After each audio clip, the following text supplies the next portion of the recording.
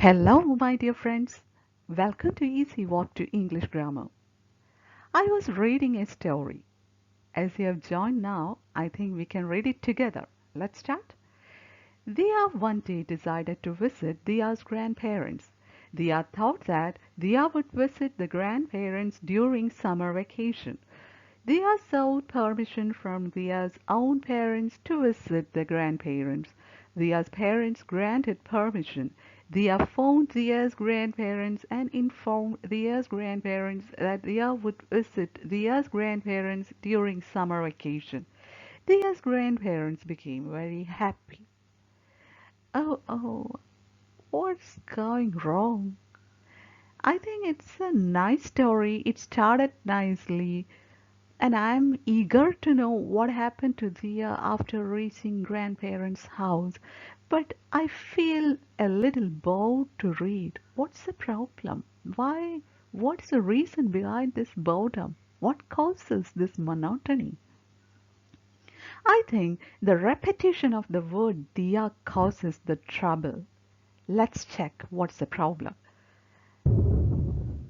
See, that is the problem. The repetition of the word dia causes the trouble. Oh my God, dia is repeating. The word dia is repeating several times, and the story is getting bored to read.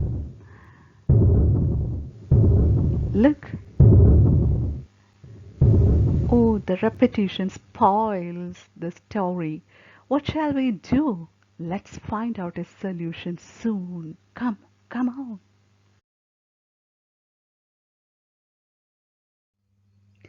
Let's check, is there anyone to help us to regain the freshness of the story, to avoid the boredom of the story. Let's read the story once more. Dia one day decided to visit her grandparents. Look, instead of Dia, we used her there. Okay, let's continue. She thought that she would visit the grandparents during summer vacation. She sought permission from her parents to visit her grandparents. Her parents granted permission. She was happy and she phoned her grandparents and informed them that she would visit them during summer vacation. Her grandparents became very happy. Look, look the difference. When we avoided the repetition of the word dia and instead we used some other words, look the change happened. Look at the miracle that happened. The story regained its freshness. We feel to read, we feel to continue with the story, and now we gained back our eagerness to know what is happening after Dia visited her grandparents. I'm so happy that Dia regained, or Dia's story regained its freshness. Very, very happy. What are these words that gave freshness to this story? Do you want to know? Come on, let's check. What are those words give freshness to the story? They are called personal pronouns in English. We can discuss personal pronouns in detail. Personal pronouns in English are divided into persons like first person, second person, and third person. Persons also have their subjective case forms and objective case forms. There is nothing to be worried about the terms subjective case and objective case because they just mean the subject forms of pronoun and the object forms of pronoun. These first, second, and third persons are further divided into their singular and plural forms. Now let's check what are their singular and plural forms. First person singular in subjective case is I. First person plural in subjective case is we. Second person is not divided into singular or plural forms. It has only one form in its subjective case, and that's you. Third person further gets divided into singular and plural forms, and third person singular in subjective case is he or she according to the gender. If it is a male, it will become he, and if it's if it is female, it will become she. And what's the plural form of third person in its subjective case? It is they. Now let's check what these pronouns take, or what are the forms of these pronouns in their objective case. I in objective case will become me. We in objective case will become us. You in objective case also does not change its form. It still remains as you in its objective case. Now coming to the third person singulars, he and she, what will they take? The form of he will become him in its objective case, and she will become her in its objective case. They will become them in its objective case. So these are the changes in forms of these personal pronouns according to their subjective case and objective case. We discussed what personal pronouns are. What are pronouns then? If anybody does not know, for you I'm telling, pronouns are the words that stand instead of a noun.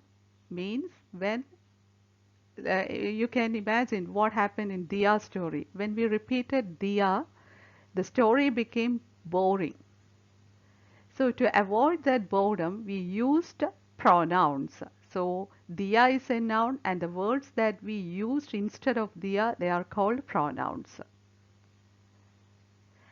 Even though we discussed this much, I am sure that you might have doubts still about the practical application of these forms of personal pronouns. Means you may have confusion about how these forms are applied in any sentence. So now let's discuss about that. Here, let's see how these personal pronouns are used in their subject and object forms in each sentence. In this sentence, I am a student. I is in its subject form.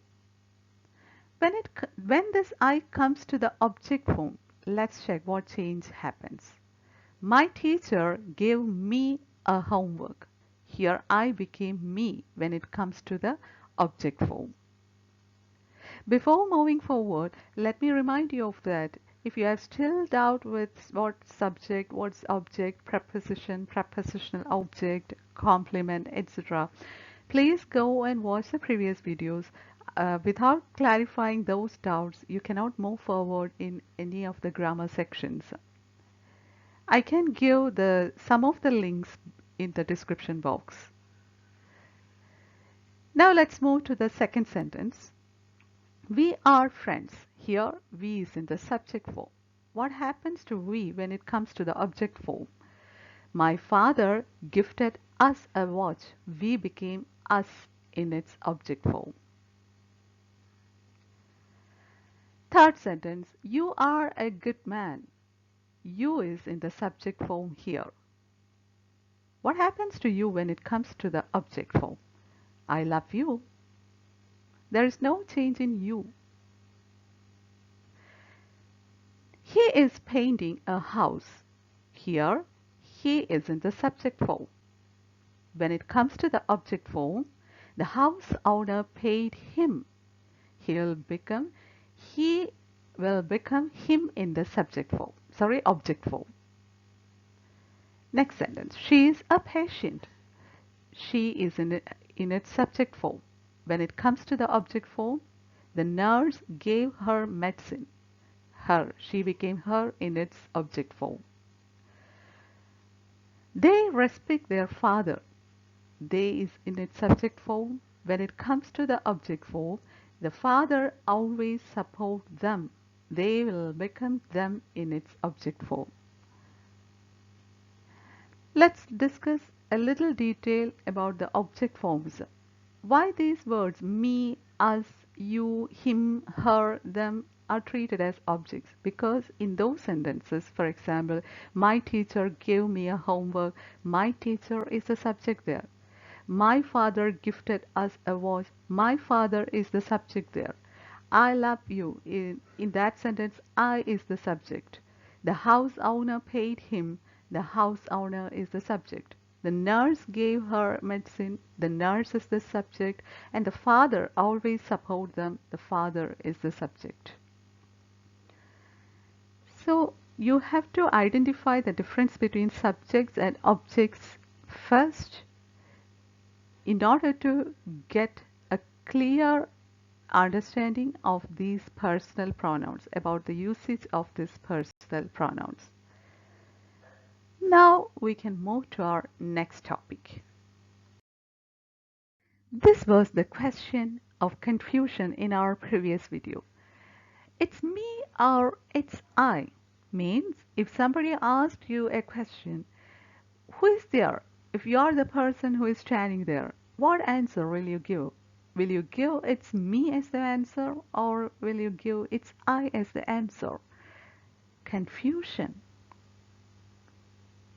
The wonderful answer that I have for you is that you can use both the answers.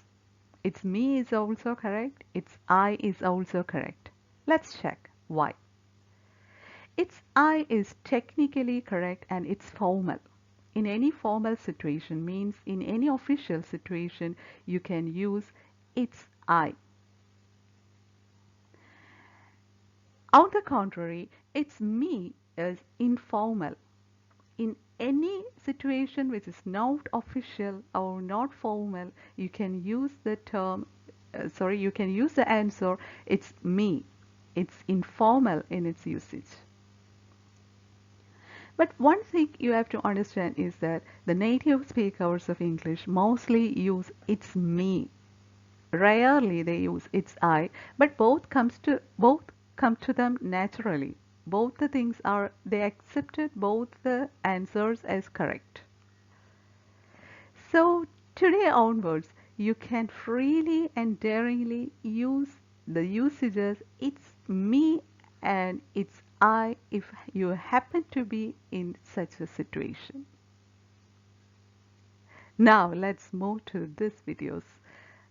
previous video's answers. The previous video's exercise was to find out action verbs and verbs of perception from the following sentences. In the first sentence, she seems pretty. Seems is the verb and it's a verb of perception. In the second sentence, the dog barked at the man. Barked is the verb and it's an action word. In the third sentence, Mary feels calm. Feels is the verb and it's a verb of perception. Coming to the fourth sentence, the peacock is dancing. Actually, is dancing is the verb there, but dancing is the action word there. In the fifth sentence, the peacock looks beautiful. Looks is the verb and it's a verb of perception. In the last sentence, Srini looks sad. Again, looks is the verb and it's a verb of perception. In order to understand what about these things are for a new visitor to the channel, you may please watch the previous video. Only then can you understand what about these things are. The link is given below in the link of the previous video is given below in the description box, or you can visit the channel and search for the video. Now let's move for the present video's exercise. Exercise for this video. This exercise is about using an appropriate personal pronoun instead of the pictures given. You can see part of some sentences and some pictures added to each sentence. You have to use a personal pronoun instead of the pictures in each sentence. After applying or adding personal pronoun to each sentence, you should be careful that the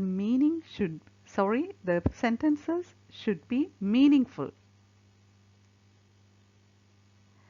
Remember please, you can use only pronouns, personal pronouns in each sentence, and each sentence should be meaningful after the application of each pronoun. And one more thing I think you might have noticed, but let me repeat it once more.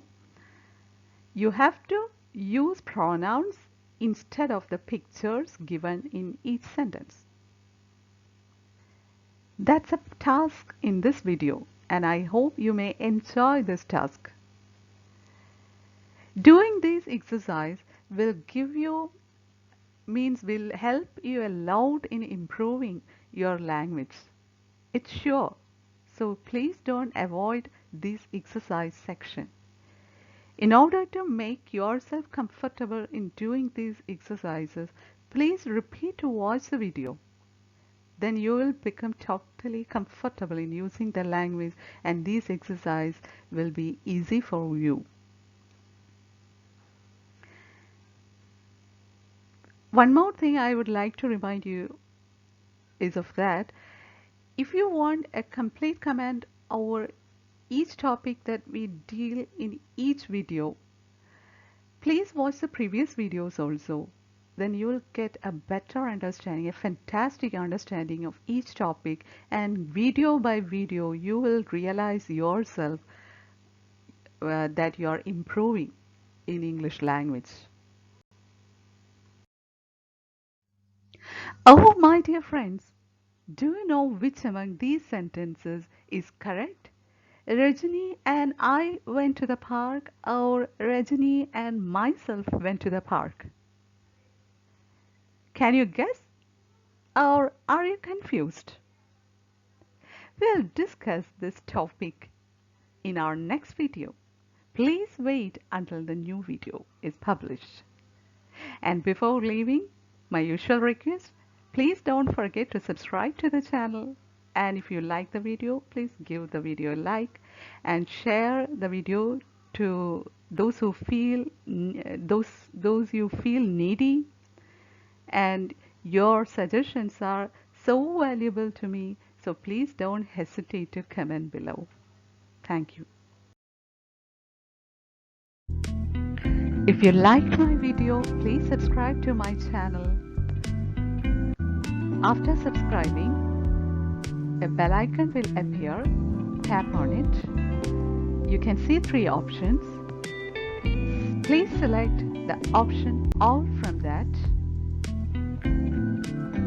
Then you will start to receive notifications of my newly uploaded videos.